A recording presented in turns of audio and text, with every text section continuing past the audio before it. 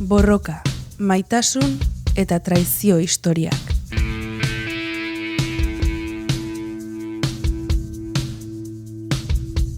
Beatriz Rubioren azalpenak Estitxu Eizagirreren konpainian. Kaixo, Beatriz. Kaixo, Estitxu. Bueno, hemen txago da bigarrengo saioan. Lehenengo saioan hitz egin genuen erdi aroan egon ziren ideia feministei buruz, eta bigarren eta hirugarren saioetan jorratuko dugu feminismoaren lehenengo olatua edo feminismo ilustratua deitu izan dena, eta 17. mendetik 19. mendera, Europan gertatu ziren borrokez, ezta? Zer, garai hartan Europak segitzen zuen erdi aroan bezain iluna izaten? Ez, hain iluna ez. Gainera, ilustrazioaren garaian edo argien garaian sartuko gara, peto-petoan, Frantziar iraultza eta orduan ez. Hain iluna ez, argien mendea, ilustrazioaren garaian. Hiriaia garatzen hasi zian, suspertzen, Paris, Londres, bestia irudi bat, ez? Gure iruditegia ere aldatu egiten da. Nolabait horrere, gertatu zen erregimen aldaketa. Momentu honetan erregimen zaharrean murgilduta gaude, non monarkia absolutisten garaian, bai? Eta privilegiodunak eta ez privilegiodunen gizartean. Baina mende horietan ja azten dira lehengo burrukak privilegio eske, ez orduan horria privilegiodunak noblezia eta aristokrazia eta ja azten dira pixkak beldur, privilegio ez dakatenen beldur, ez haien borrokain beldur. Eta hor nolabait bi iraultza mota antzematen dira, ez? Bai, alde batetik iraultza ekonomikoak edo industrial iraultzarekin lotura dutenak, industrial produkzio modu berriak, eta horrekarreko duen egora sozioekonomiko berria alde batetik, eta bestetik iraultza politikoak edo izango direnak, bai? Hortik iraultza burgesak eta batez ere, eta gehien bat hortan oinarrituko gara, frantziar iraultzan. Eta emakumeentzat hain argitsua ote zen egoera? Ez hain argia. Ilustrazio garaiko balore horiek, ez, unibertsalismoa, antropozentrismoa, aurrerapen teknikoak, eta razionalismoa, utilitarismoa, emakumeentzako ez egoen pentsatuta oraindik. Goi mailako emakumeak, noblezia oraindik gaztelutan egoten zen, kortearen zati dekoratiboena nolabait, baina bai sortzen dira behien artean ja, lesaloniers edo ditzen zianak, non emakumeak bildu egiten zian, gune kultural, intelektual, musika, literaturaz eta hitz egiteko, baina gaztelu barruan. Nolabait, jauregi barruan eta pizkatu oraindik ere askatasun gutxirekin. Eta B mailako emakumeak jarraitzen zuten bizi baldintza oso txirotan, oso pobreak, baina bai igual askatasun aldetik, agian askatasun gehiago zutenak. Eta orduan hor feminismoa mugitzen hasten da, nolabait eskubide berdintasunaren bila, ez? Christine de Pizan eta Pauline de la Barrekin bukatzen dugu bidegabekerien memoriala nolabait, da kexak, eta orain hasten da beste fase bat, dela bindikazioaren garaia, ez? Eta hor ezagutuko ditugu hainbat heroina berriak. Oso, no? Bueno, garai hartan bete-betean Frantziar iraultza gaur asko jorratuko dugun gaia, eta, hori aprobetxatuta jarriko dugu, eneritz, Rigoberta Bandiniren kantua horraipatzen delako, garai hartako kuadro ezagunaren aipamena. Paremos la ciudad, sacando un pecho fuera al puro estilo de la Croix. Mama, mama, mama. Bueno, Frantziar iraultzan gaude, emakumeek parte hartu altzuten iraultzan. Bai, askotan imaginatzen dugu iraultza eta gizonezkoak borrokan, ez? Baina emakume parte hartu zuten, bai Bastillaren hartzea, bai Versailleseko martxan, eta bai parte hartu zuten, eta gero 1789an Estatu Orokorrak ditu zirenean, bereiek ere parte hartu nahi izan zuten. Baina ukatu egin zitzaien parte hartzea, borrokarako bai, baina gero eskubideak eskatzeko ja ukatu egin zitzaien, ez? Orduan hor nolabait emakumeek esaten ziten hango ilustratuei, ez da intelektualei giza eskubideen alde borroka egin duzuen, eta hiritartasunaren alde borroka egin duzuen horiek guri hiritartasuna eta gure eskubideak ukatzean gu estamentu bihurtzen gaitu zuen. Nolabait emakumeak ere beraien burua hirugarren estatuaren barruan hirugarren estatua izendatu zuten beraien burua, nolait jasaten ari zen zapalkuntzaren autokontzientziaz, ez? Eta Montesquieu ere esan zuen, emakumeak momentu honetan estatu berriaren barruan estatu berri bat dia. Hor aprobetxatu zuten kexa kuadernoak, beraien eskaerak nolabait publiko egiteko, estatu orokorretan parte hartzea debekatu egin zitzailako. Eta zer da eskatzen zutena kuadernoietan? Begira, 1789 urtean gaude, eta eskatzen zuten horietako bat zen prostituzioaren abolizioa. Jo. Hezkuntza eskubidea, boto eskubidea, eta dibortzioa eta ezkontza legeak, eta seme-alaben kustodien nolabaiteko erreformak. Eta eskatzen zen beste reklamazioetako beste bat, zen ezkontza barruan, edo nolabait, tratu txarren eta indarkeriaren desagertarazpenare bai. Begira. Bueno, entzule gogoratuko dute, aurreko saioan jolas bat plantatu geniela, bota genien alako galdera asmakizun bat bezala, eta saio hontan emango dugu horren erantzuna, ez?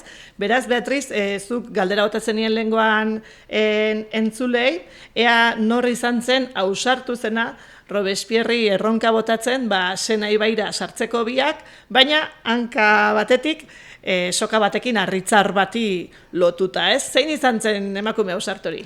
Bueno, ausarta baino, ausarta heroina jaia, ez? Momentu hartan Robespierri aurre egitea esan lan makala.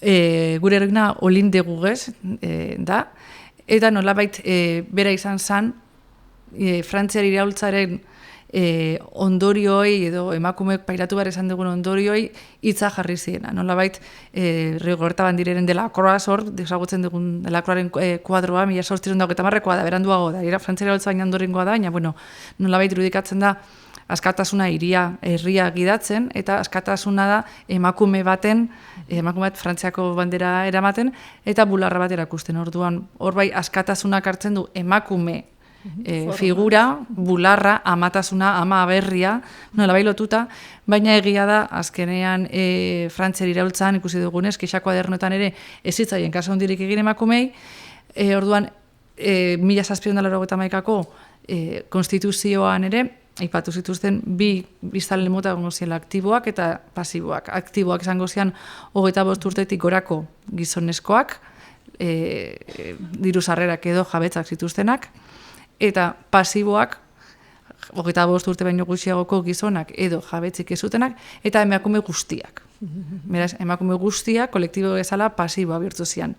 1791 urtean ere bai, gizonaren eta herritartasunaren eskubideen deklarazioa egin zen, eta zen literalki gizonaren eskubideak, esan genero maskulino orokorra, esan gizonarena. Orduan, nolabait ikusi izan azkenean egalite, bai, baina gizonezkoentzako legalite, bai, baina gizonezkoentzako eta fraternite, bai, justo fraternite hori da, paterretik, latinetik, gizonen arteko elkartasuna, baina emakumekiko elkartasuna gutxi. Orduan hor nolabaiteko lehenengo traizioa egin zitzaien. Eta hor, Olimpia de Gouges, gure heroina Robespierre aurre edo egin ziona, ausartu zana aurre egitera, egin zuen izan zen gizonaren eskubideen deklarazioa hartu, eta kalko bat egin, baina gizona aipatzen zuen lekuetan, idatzita emakumea. Bai, nolabait, beak salatu nahi zuen nahi dezue gizarte askea, baina ez emakume askea. Nahi dezue berdintasun unibertsala, baina era berean emakumei eskubide zibilak eta politikoak ukatzen dizkiguzue. Nolabait, hori, Robespierre bezala, ironia puntu batekin ere bai, nolabait, aurre egin, barkatu, begiraz, zer eskatzen genuen, zer eskatzen zenuten eta zer eman diguzuen. Eta Olympe de Gouges ere aberaskume bat zen? Ez. Eta horiek dira gure heroina hauek nolabaiteko pixo handiagoa edo ematen dienak, ez? Nola, emakume bat, hau herri batekoa zen, Frantzian herri batekoa, emakume xumea, eskondu zen, zeme bat izan zuen, baina bera zegoen bere bizitzarekin gustora, eta erabaki zuen Parisera alde egitea, utzi zuen bere semea, bere senarra eta jun zen Parisea. Egia da Parisen hainbat gizonekin bizi izan zela, eta haiek mantenitu egin zutela. Baina, beraz izan hor panfletoak idazten, batez ere esklabutzaren kontrako panfletoak, eta gero sartu zen antzerkigintzaren munduan. hor komedi franchises hortan, eta bere izena izatera iritsi izan, eta egin zuen, idatzi zuen asko esklabutzaren kontra, eta emakumeen eskubideen alde. Egin zituen desfileak, emakumei protagonismoa emateko, salatu zuen langabezian zegoen jendearen egoera, baina beti pixkat hori emakumeak eta esklabutzaren kontrako mugimenduagatik da ezaguna. Eta bera, momenturen batean, bai aipatu zuen, emakumearen eta herritartasunen eskubideen aldeko manifestua idatzita gero, bai, izan zuen, eta horregatik pasatu da nolabait bere esaldia historiara, emakume batek gillotinara igotzeko eskubidea baldin badu, tribunara ere igual izan beharko genuke, ezta? Eta nolabait bere bizitzaren aurreikuspen bat ere egin zuen, Olim de Gugez azkenean bere bizitza, eraman zuen bizitzagatik eta aldarrikatu zituen helburuengatik, azkenean gillotinatik pasatu ere izan zuen. Pentsa. Eta, gillotinako momentu hortan erakutsi zuen, pertsona bat zela gu edo zein bestela, ez? Nola reazionatu zuen pixkat gillotinaren aurrean edo? Bai, azkenean pertsona bazan, eta inork ez du bere buruan gillotinan ikusi nahi, eta beste edozein gu bezala, argi eta ilunak ditu, eta emakumeen aldeko borrokan izugarrizko garrantzia izan zuen, berak izan zen nolabait ere izala politikoa eman ziona idatziz feminismori, baina azkenengo momentuan hor saiatu zen, 45 urte izan arren, eskondut aurdun zegoela eta aurdun egonda, ezin zutela gillotinatu, momentuan pixka gainera behataz barre egin zuten eta azkenean eraman zuten gillotinara eta akatu zuten bai. Aipatu dezulenago traizioa, Frantziako iraultzak emakume egindakoa, eta etxe barruko mailan ere semeak ukatu zuen bere ama, ezta? Bai, hori ikusiko dugu nola traizioa dago, estamentu politikotik nola baiteko traizioa, egalite eta fraternite eta legalite gutxi egon zan emakumentzat, baina famili barruan ere, bere semeak uko egin zuen, bere ama hil eta gero, esan zuen nola baiteko beak ez zuela zer ikusirik bera amarekin eta zuela zer jakin nahi. Eta ikusiko dugun horreago historia berriz errepikatzen da. Zondo. Gero, Frantziako iraultzan izen handiak diren gizonezko batzuk ere badira, baina horietako batzuk feminismoaren aurka agertu ziren. Adibidez zer esaten zuen gure lagun rusok garai hartan? Bai, ruso.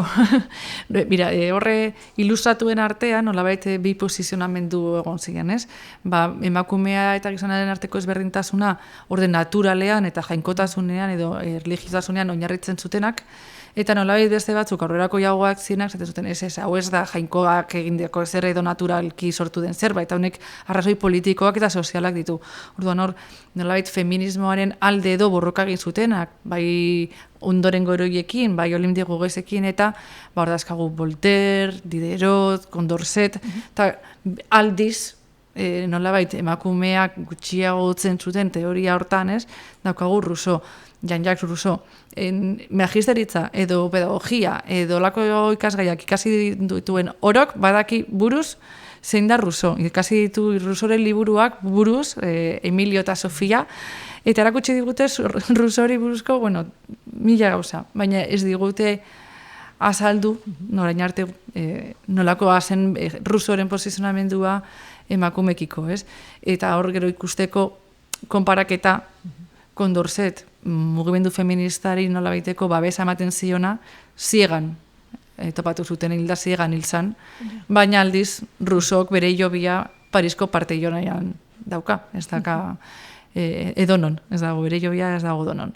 Eta adiez, pizkata ipatzearen... Bai, perla horietako bat, esaldi dotor horietako bat. Bai, alare, kokatu behar dugu historia entzeiar, esaldi hau gaur egun ezinezkoa baldin bada ere, kokatu behar dugu pizkat historian, Emilio liburuan, magisteritzan eta pedagogian ikasten duguna. Emakumeak pasiboa eta aula izan behar du. Emakumeak gizonari atsegin emateko bereziki eginak dira. Besteren bat. Emakumeen hezkuntza gizonaren beharren araberakoa izan behar du.